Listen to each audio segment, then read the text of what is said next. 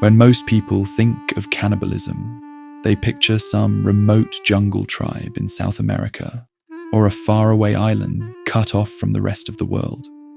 But the truth is, nearly every continent on Earth has seen some form of cannibalism, and not just the eat to survive kind. Almost every advanced civilization throughout history has practiced some version of socially acceptable cannibalism. It's nowhere near common today, but it's been around literally since the dawn of humankind. The reasons behind it can be broken down into 4 main categories, and we're going to look at each one. I'll show you how cannibalism has appeared across history and where it fits into the bigger story of humanity. But first, we need to understand what the word actually means, because it's a lot more complicated than just humans eating humans.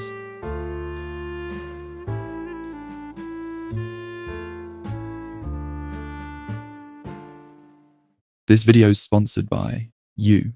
I'd really appreciate it if you hit subscribe and like while you're at it. Thanks.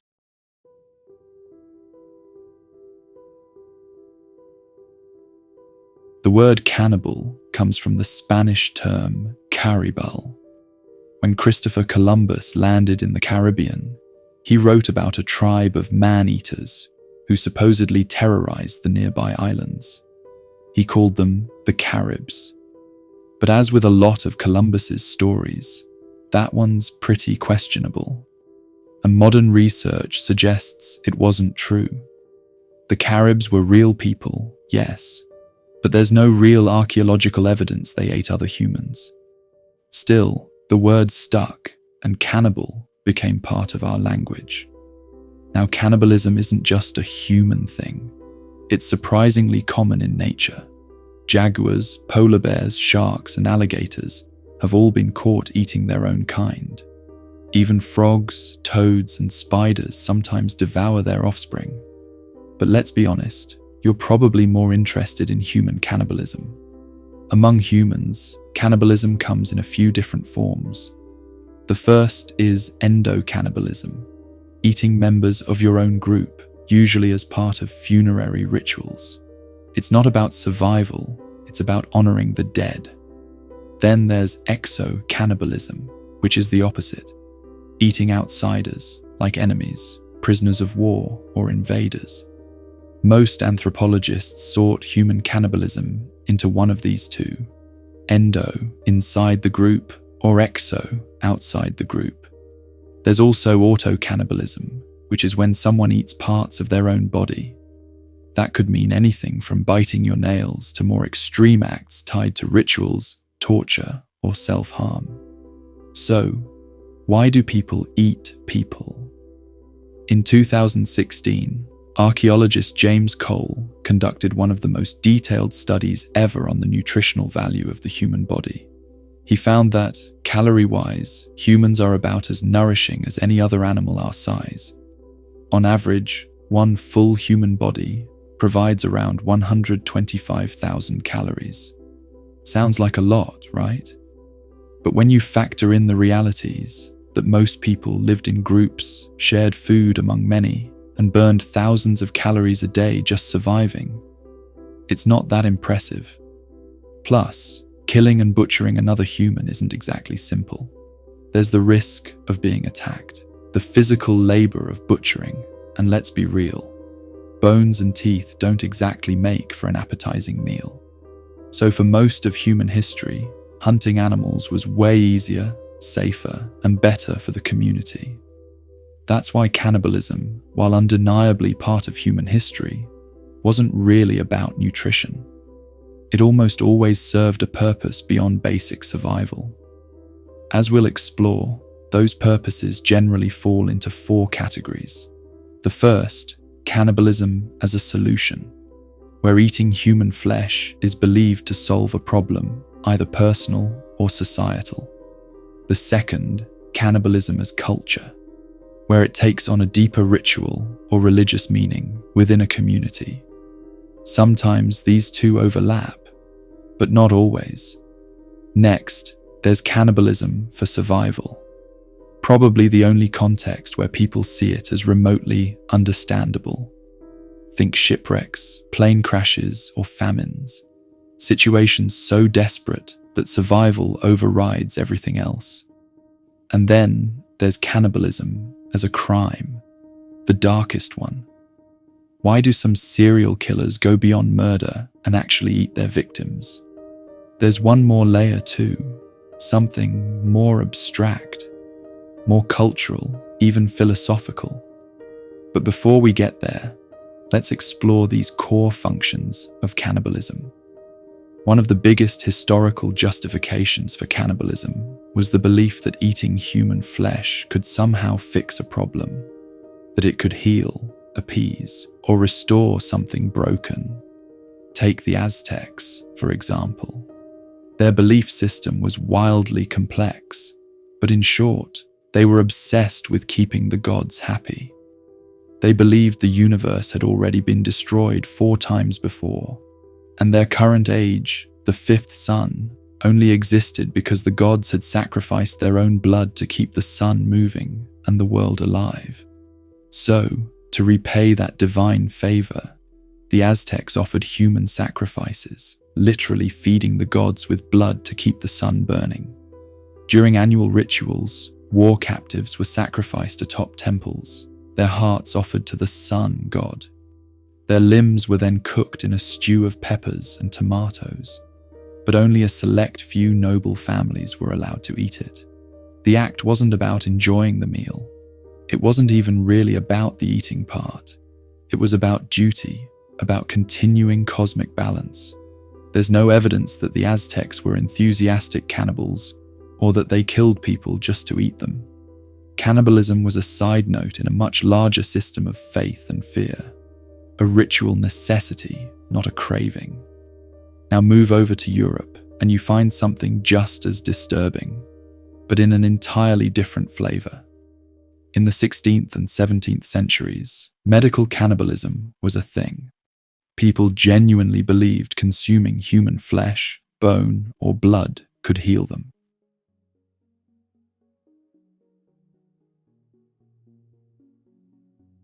Egyptian mummies were ground into powder and sold as medicine to stop internal bleeding. Crushed human skulls were used to cure headaches. One 17th century doctor even mixed powdered skull with chocolate to treat excessive bleeding. And King Charles II of England, he reportedly drank a personal tincture made from alcohol and, human skull. Blood was especially popular. The Swiss physician Paracelsus claimed it had healing properties, and apothecaries across Europe sold blood-based tonics. The wealthy bought refined versions in glass bottles. The poor, meanwhile, would literally buy fresh blood straight from public executions, right from under the gallows. There's even a recipe from 1679 for turning human blood into marmalade. So European cannibalism wasn't about starvation or savagery. It was about medicine, healing, and misguided science. People thought human flesh and blood carried life energy, capable of curing disease or restoring youth. Then there's the Wari people of Brazil, who practiced 2 forms of cannibalism, one tied to warfare and one to funerals. After battle, Wari warriors brought home the bodies of fallen enemies. The warriors themselves didn't eat them. Instead, women and children did, believing it made them stronger. The blood of the dead was sometimes consumed as a symbol of absorbing their power and courage. The Wari also practiced funerary cannibalism, eating the flesh of their own deceased loved ones. They didn't see this as grotesque, but as sacred. After someone died, their body would be left outside for a few days to begin decomposing. Then small pieces of flesh would be roasted and eaten in ceremony. It wasn't about nutrition. In fact, the decaying flesh was often barely edible. It was about connection. They believed that consuming their loved ones allowed their spirit to stay within the tribe instead of fading away. The Wari eventually abandoned these practices, but they left behind a deep cultural understanding of death and remembrance that few outsiders ever grasped. The Fore people of Papua New Guinea shared a similar belief. To them, burying a loved one meant letting worms eat the body. Leaving it above ground meant maggots would. So instead, they saw consuming their dead as the most honorable, loving act possible, letting the person's essence live on within the tribe instead of being lost to the earth. The Fore tribe ate every part of the body except the gallbladder, which they believed could harbor dangerous spirits. The women were the first to consume the flesh, holding it within themselves to tame the spirit. Though it wasn't officially part of the custom, these women would often share small scraps with their children. In the 1950s, researchers noticed something horrifying. Among the Fore, roughly 200 people were dying each year from a strange disease. Those afflicted would convulse, break into uncontrollable fits of laughter, then descend into deep depression, lose the ability to communicate, and eventually die. The disease was later named Kuru. Scientists discovered that Kuru was caused by prions, infectious proteins that force normal brain proteins to misfold, creating holes in the brain. It likely began with one individual born with a rare brain disorder called Creutzfeldt-Jakob disease. When other tribe members consumed this person's brain, they ingested the prions as well.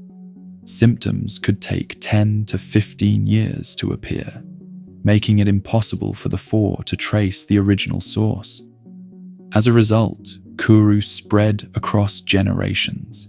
Cannibalism, clearly, can be deadly, but it can also save lives. Survival cannibalism is often the most understandable form of this practice, and history gives us plenty of examples. Take the Donner Party in 1846, trapped in California's snowbound mountains. Stranded and starving, they eventually resorted to eating the dead. The details are so well documented and so grim that hours of reading barely scratch the surface. The seas, too, are littered with stories of survival cannibalism, earning the practice the nickname the custom of the sea. In 1816, the French ship Méduse ran aground off the African coast. Around 150 people were stranded on a makeshift raft. As supplies dwindled and panic set in, violence erupted and survivors began eating the dead. Only 15 men survived until rescue arrived. In 1820, the whaling ship Essex sank after a sperm whale attack. Stranded on a small island, the crew held a lottery, sacrificing the unlucky winner. In 1844, the crew of the Francis Spaight also drew lots and killed 2 cabin boys to survive. Another case involved a young Italian boy whose lifeboat capsized, leaving him to be eaten by the remaining crew.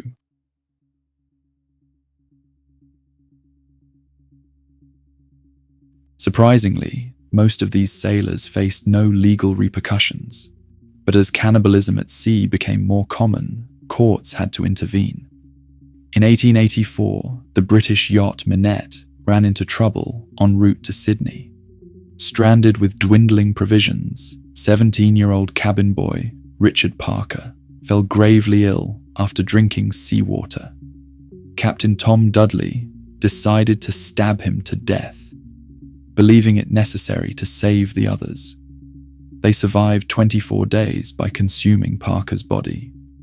Upon returning home, Dudley and his crew were charged, mainly for not holding a lottery to determine the victim. The court ultimately ruled it wasn't murder, and they served just 6 months in jail. A more modern example came in 1972 with Uruguayan Air Force Flight 571, carrying the Old Christians rugby team to Chile, along with friends and family. Many aboard were social elites, the president's nephews, the children of a famed heart surgeon and a well-known painter.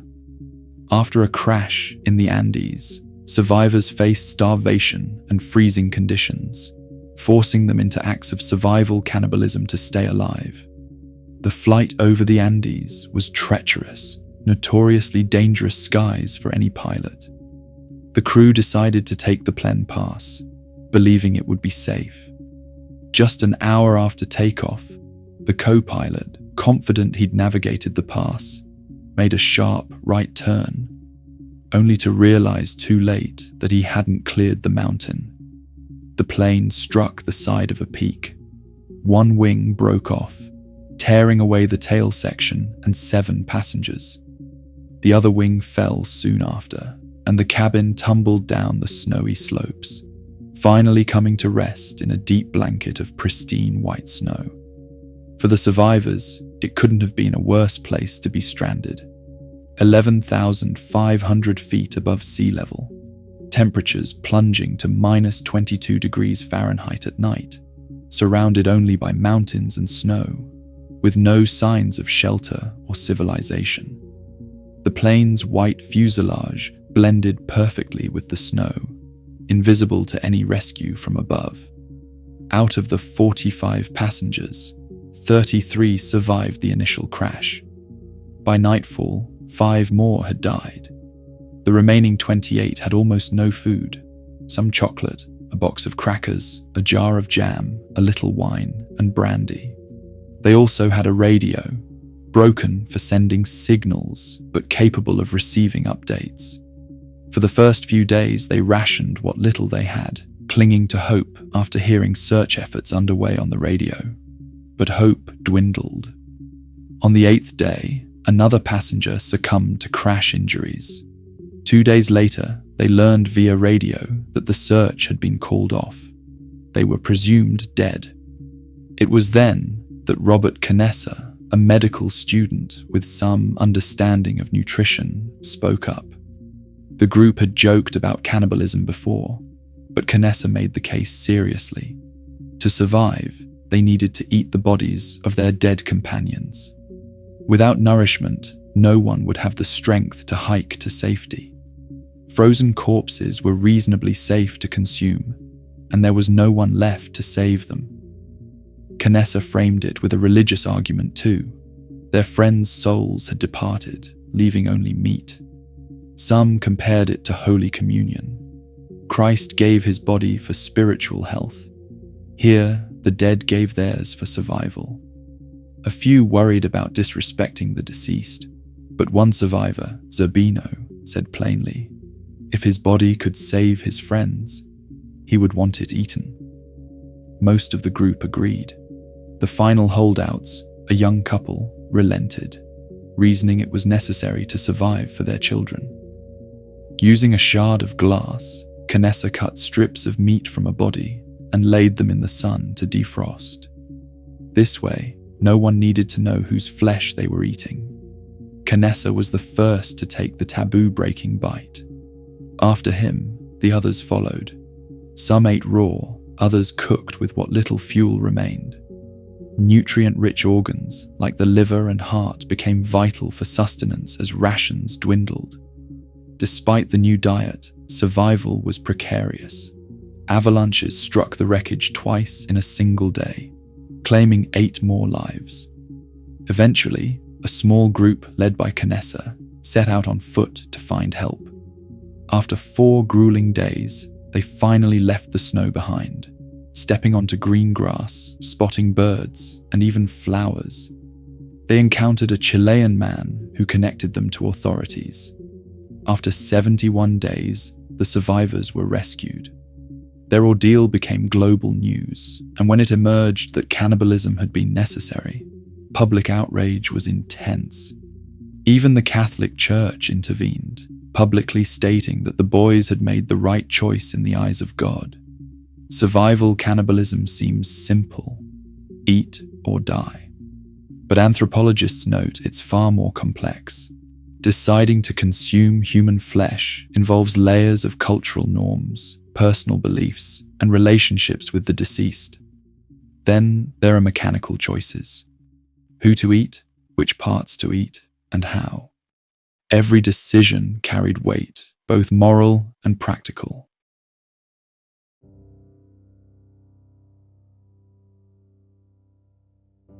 Anthropologists have actually identified patterns that often emerge in survival cannibalism. First, and perhaps unsurprisingly, it's always a last resort. People will eat nearly anything before turning to human flesh. Second, close relatives are generally off limits. Survivors are more likely to consume those from outside groups or strangers. Third, parts associated with identity and personhood. The face, hands, fingers, and genitals are typically avoided. But when all other options are gone, even these parts may be consumed. That covers 3 of the 4 main contexts of cannibalism. The final one is the darkest: cannibalism as a crime. Mentally disturbed individuals killing and consuming others are the most disturbing examples. And this is where my own sensibilities clash with the subject. I don't find true crime compelling. It often feels exploitative and devoid of insight. For this reason, I won't recount individual criminal cannibals here. What is interesting, though, is the science behind what might push someone from serial killer to cannibal. Research is limited, but a 2023 study by Abby Marinoa and David Keatley investigated 42 cannibalistic serial killers against 42 non-cannibalistic ones. They found some intriguing patterns. Cannibals had 4 times the rate of physical brain abnormalities, higher incidences of birth defects, lower social standings, and more extensive criminal histories, often with criminal family backgrounds. However, the study offers no clear conclusions. Many of these factors are intertwined. For instance, does low socioeconomic status combined with a criminal family really predict cannibalism? Likely not. Psychological theories abound.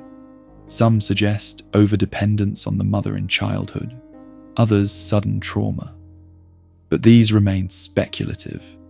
Hard data is sparse simply because criminal cannibalism is so rare.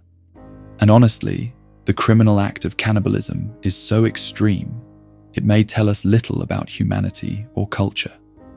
But examining our species' broader relationship with cannibalism opens more meaningful conversations. Consider the past. Cannibalism as a term and a taboo may have been popularized when Columbus reported the Caribs to Spain, but humans consuming humans is far older. At a dig site in Ardèche, France, scientists found human and deer bones with the same cut marks.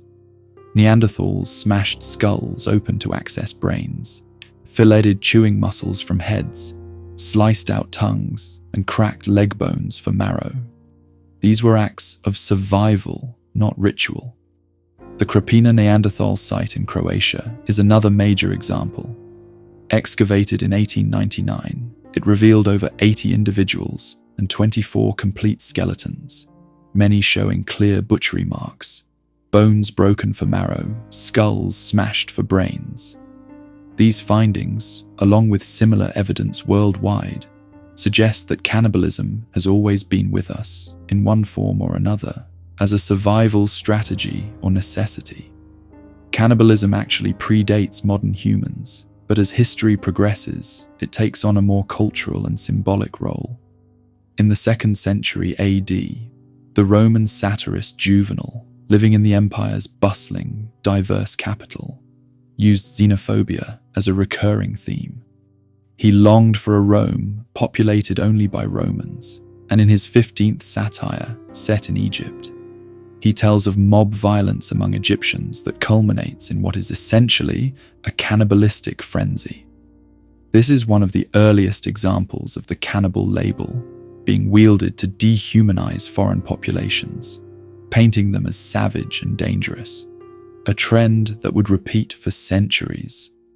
When Christopher Columbus described the Caribs as cannibals, it wasn't idle exaggeration. It was a strategic tool.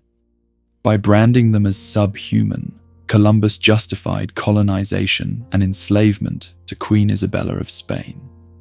"These are cannibals," he wrote, "a people very savage and suitable for the purpose. We believe that they, having abandoned that inhumanity, will be better than any other slaves." By 1503, Isabella issued a decree permitting the capture, sale, and forced labor of indigenous peoples, citing their bad habits of idolatry and cannibalism. Early colonial accounts of cannibalism were commonplace and often unreliable, but the pattern is clear. Labeling a group as cannibals became a weapon of power, used to legitimize conquest, exploitation, and subjugation. In the 1970s, William Ahrens shook the academic world with the man-eating myth, boldly claiming that culturally sanctioned cannibalism never actually existed. According to Ahrens, the entire concept had been a tool of oppression. Explorers, anthropologists, and colonizers inventing the idea to justify domination. His book sparked heated debate and forced historians to re-evaluate centuries of reports.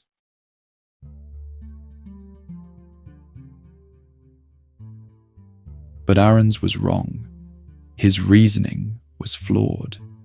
He relied heavily on observable eyewitness accounts and dismissed anything he deemed unreliable, without defining what counted as acceptable evidence. He fixated on the global South, ignoring extensive European records of cannibalism, and projected European moral norms onto all of humanity, assuming that if Europeans found cannibalism abhorrent, so must everyone else. His work, while provocative, was ethnocentric at best, racist at worst. Cannibalism, it turns out, is very real. Across history and geography, there are well-documented cases of humans consuming humans, sometimes ritually, sometimes for survival, and sometimes for other reasons entirely. Yet Ahrens was right in one sense. The label cannibal has often been used as a dehumanizing tool, applied to the other rather than one's own society. From Juvenal to Columbus to modern stereotypes, calling someone a cannibal has been a way to justify power, exploitation, and fear. Even the word cannibal itself doesn't describe a behavior. It points to a foreign place, a distant other. While Europeans sipped tonics made from human skulls, they were busy labeling faraway civilizations as subhuman cannibals. Take placentophagy, for example, the act of eating the placenta during or after childbirth. This practice isn't unique to humans. Many mammals, including primates, do it. In the 1970s, some North American women adopted it as a fringe New Age ritual. Today it's rare, but it's not non-existent. And yet, despite consuming human flesh, I doubt any of these mothers would call themselves cannibals. This underscores a key point. Cannibals are almost always other people. The conversation around cannibalism naturally leads us to cultural relativism. The idea that morals, ethics, and social norms should be understood in the context in which they arise. Judging other cultures by our own standards risks misunderstanding them. One culture's taboo might be another culture's ritual. Cannibalism pushes this idea to its breaking point. Most humans, if asked, would instinctively say it's wrong, that being human precludes eating another human. But when we step back and look at the practice holistically, this assumption begins to crumble. Humans have eaten humans in countless ways, and only some of those acts are driven by malice. Cannibalism isn't just about food. It intersects with spirituality, culture, survival, criminality, and even politics. Understanding its many dimensions won't save the world. It won't even change your daily life, but it enriches our understanding of humanity. It reminds us that being human isn't just a matter of biology. It's a web of choices, beliefs, and behaviors, some of which are shocking, some of which are deeply meaningful.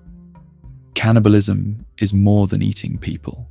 It's a window into what humans are capable of and what makes us human at all.